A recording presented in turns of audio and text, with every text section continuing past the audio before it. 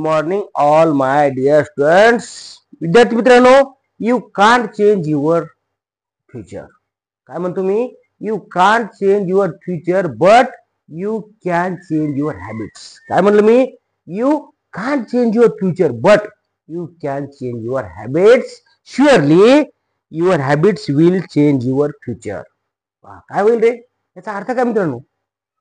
तुम्ही तुमचं भविष्य बदलू शकत नाहीत, परंतु तुम्ही तुमच्या सवयी बदलू शकतात.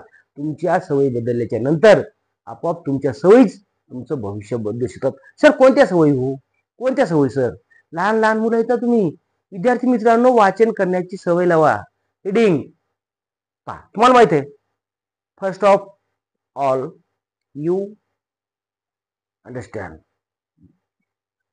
आपल्याला मित्रांनो एखादी भाषा शिकत असताना त्याच्या मेन 4 पायऱ्या: श्रवण, भाषण, वाचन, लेखन. Listen, speak, read and write. Today we are going to learn my dear students how to read English. म्हणजे काय? इंग्रजी वाचन कसे करावे. बरेच मुलं परेशान असतात सर, प्रोनाउन्सिएशनच येत नाही त्यांना. म्हणजे काय होतं सर? बऱ्याच चुका होतात. म्हणून मित्रांनो सांगतो तुम्हाला, तुमचा जर बिझनेस, शिक्षण हे फक्त नोकरी करण्याचं साधन नसून शिक्षण हे आपल्याला आयुष्य घडवण्यासाठी असतं. तुम्ही कोणता बिझनेस करा ना, आणि बिझनेस म्हणजे काय?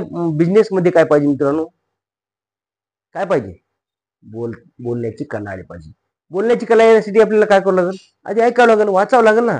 मग सर वाचन करताना सुद्धा आपल्याला त्या ठिकाणी बऱ्याच चुका होतात, त्या सुधारायच्या आहेत. आज मी तुम्हाला त्याबद्दलचा खास व्हिडिओ ऑनलाईन पहा. लक्ष देऊन तुम्हाला ऐकायचं मित्रांनो, आणि व्हिडिओ शो करून बघा. तुम्हाला नक्की यामधून काहीतरी संबोध भेटणारच आहे. सर मग काय, कोणत्या शब्दाला कसं होतं सर? या ठिकाणी भरपूर मी शब्द लिहिलेत, पण त्या प्रत्येक शब्दाचं वाचन करत असताना विद्यार्थी मित्रांनो आपल्याला या ठिकाणी असं लक्षपूर्वक ऐकायचं ना, की तुमच्या मनामध्ये असा प्रकाश पडला पाहिजे की अरे सरांनी आम्हाला काहीतरी सांगितलं वेगळंच आणि आम्ही वाचतो वेगळंच. म्हणून ह्या चुका टाळण्यासाठी तुम्हाला या ठिकाणी आता हे संपूर्ण व्हिडिओ बघायचा. बघा बरं या ठिकाणी, आता जेव्हा आपण एखाद्या शब्दाच्या शेवटी ई येतं, ई, आता पहा, लिसन केअरफुली अँड रीड प्रॉपरली. बघा बरं काय म्हणतो मी? जेव्हा एखाद्या शब्दाच्या शेवटी ई येतं, ई, तर आपण त्याचा उच्चार करतो ऍक्टिव्ह. ऍक्टिव्ह फे होतं, हे फीच काय होते? फे असं म्हणतो आपण.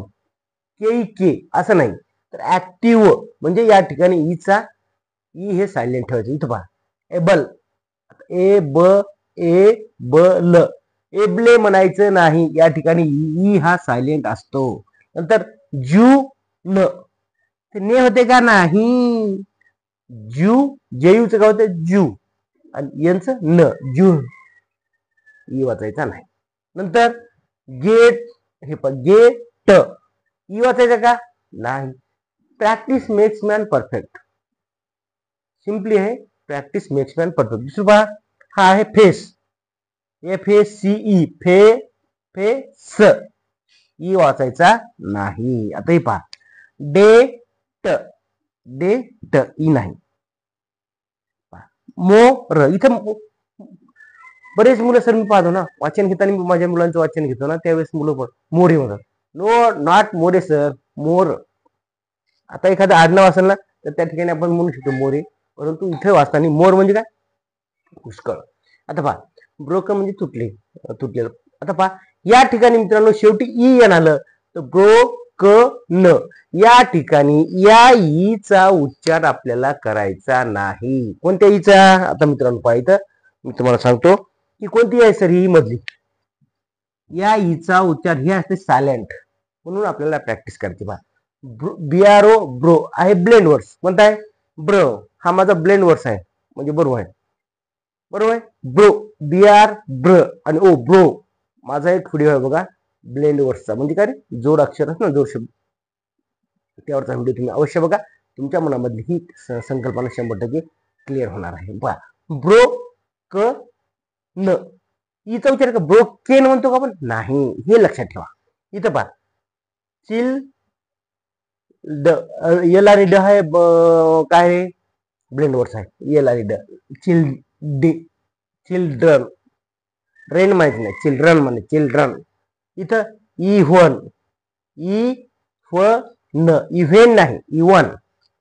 हे पाय, आता मँगो इज फॉलन म्हणजे काय, झाडावरून एखादं आंब पडते ना, मग फॉलन म्हणजे पडत आहे, किंवा फॉलिंग म्हणजे पडत असते ना, आईन दिलं पडत आहे, फॉलन म्हणजे इथं सुद्धा या ईचा उच्चार आपल्याला करायचा नाही. आता गिव्हेन इथं सुद्धा ईचा उच्चार करायचा, म्हणजे हे सायलेंट ठेवायचे मधलं ई.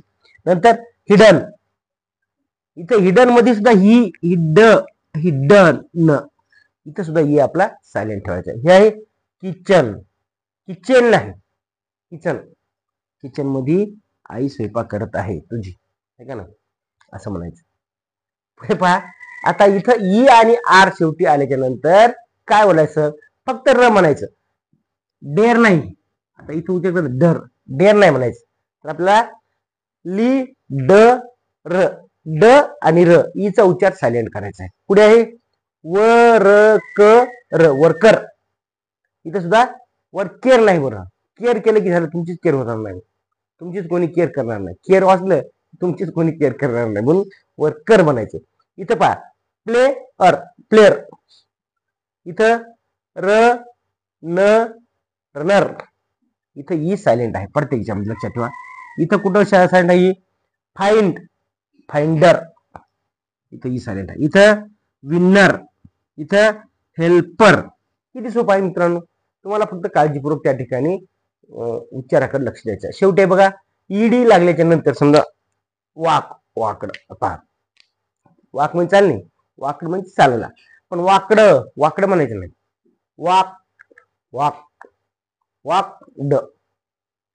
वाकेड नाही म्हणायचं, वाकेड. अरे बाबा, वाकेड शब्दच नाही ना इंग्रजी तयार केलं इंग्लिश मध्ये.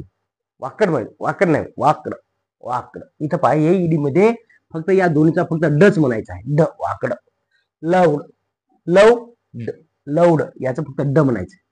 नंतर टायर्ड, नंतर हे जम्प, सोपं ना, cat is jump on the mat, हे का, किती सोपं वाक्य पहा. हे आहे आता हे काय,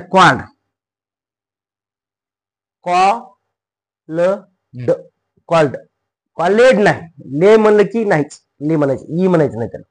हे लुकेड नाही, लुकड शॉर्ट मध्ये म्हणायचं. आणि हे आस्क आणि ड. विद्यार्थी मित्रांनो, हे आपल्याला इंग्रजीचं वाचन करत असताना तुम्हाला एक महत्त्वाचं सांगतो, की आपण या ठिकाणी या ठिकाणी ज्या ठिकाणी ई आले का नाही, इथं शेवटी आलं, इथं मध्ये आलंय, इथं पुन्हा ई आर आलं, ई आन आलंय, किंवा शेवटी ईडी आलंय, तर त्यावेळेस आपल्याला त्या ठिकाणी मधला जो ई आहे ना, तो सायलेंट ठेवायचा आहे. अशा प्रकारे मित्रांनो, व्हिडिओ आवडला असेल तर नक्की चॅनलला सबस्क्राईब करा, लाईक करा, शेअर करा. Sharing is caring. Thank you for watching. धन्यवाद.